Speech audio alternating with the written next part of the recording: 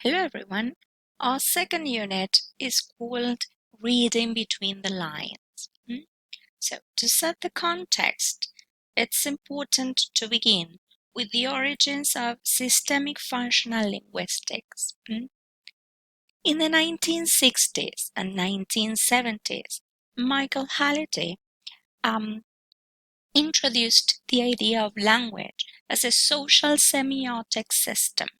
This means that language isn't just a list of grammar rules, but a powerful resource people use to create meaning in context.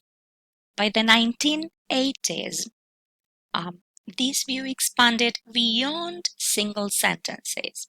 Linguists began analyzing how meaning is created across entire texts, not just isolated phrases.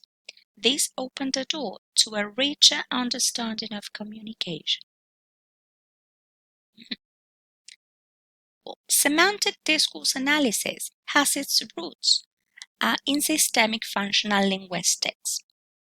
It shares the same core belief, that is, language is a tool for making meaning in context.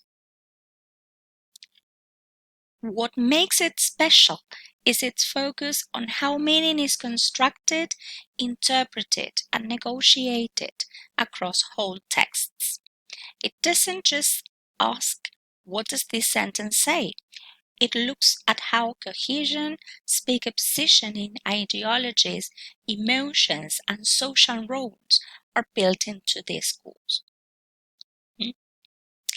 At the heart of systemic functional linguistics are three metafunctions, three different ways language works to create meaning. We have the ideational metafunction that is about representing ideas and experiences. It answers the question, what is happening, who is involved, under what circumstances. Then we have the interpersonal metafunction, which deals with relationships. How we express attitudes, negotiate meaning, and influence others through language. And the last one is the textual metafunction, that is about organizing messages so they make sense.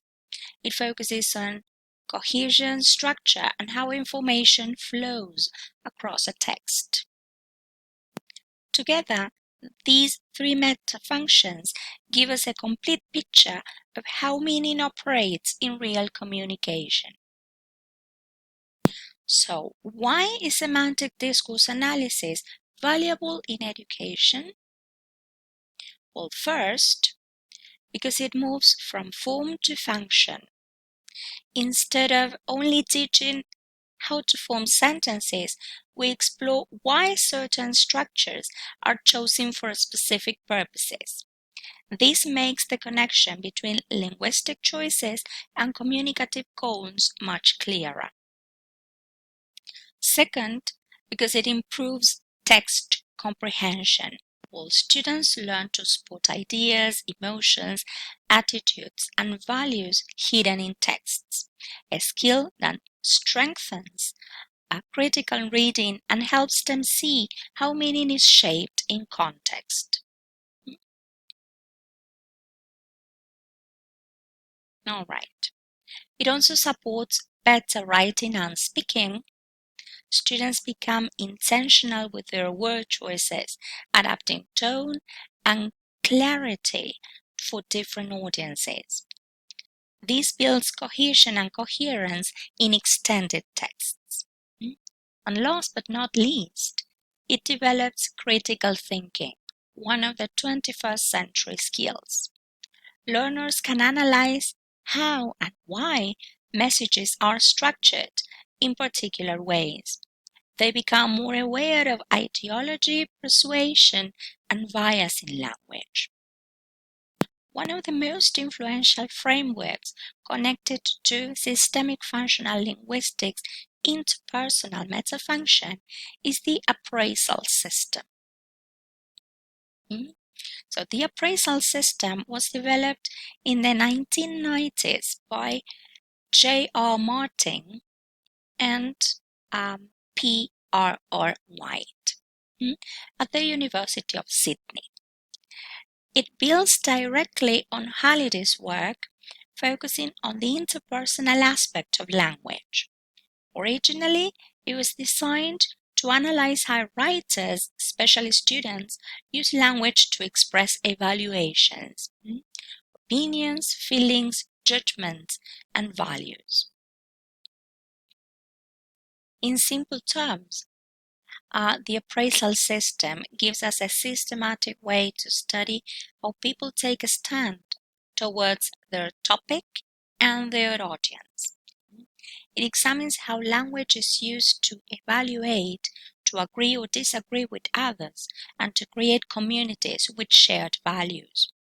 By exploring these patterns, we understand not just what is being said, but how and why meaning is shaped in a particular way. So, why does the appraisal system matter in real life and in education? Well, first, because it helps us identify hidden meanings. Writers and speakers often express approval, disapproval, fear, admiration, or doubt without saying it directly. Well, second, it allows us to express ourselves more clearly. Students can intentionally shape their message, whether they want to sound objective, persuasive, emotional, or balanced. Third, it sharpens critical thinking. Recognizing these meanings means readers can question and analyze what they see and hear instead of just accepting it. And finally, because it helps us understand bias and positioning. This is specifically valuable when reading media articles, political speeches, advertisements, or opinion pieces. The appraisal system adds an extra layer to discourse analysis by giving us a clear framework for studying meaning at interpersonal level. It focuses on how writers and speakers express emotions and ideological positions, convey approval or disapproval, signal certainty or doubt. By doing this, it reveals how texts either align with or challenge the reader's beliefs and values. Well, there are three key functions we can highlight. So first, it helps us identify tone, whether it's assertive, hesitant, enthusiastic, or skeptical. Second, it shows how texts either acknowledge or completely ignore alternative perspectives. And third, it tracks how language builds relationships between the writer or speaker and their audience. From an educational point of view, the appraisal system is powerful because it makes implicit meanings visible and analyzable. It equips both students and teachers with the tools to become critical readers, be more aware and intentional writers, and interpret language more effectively in different contexts.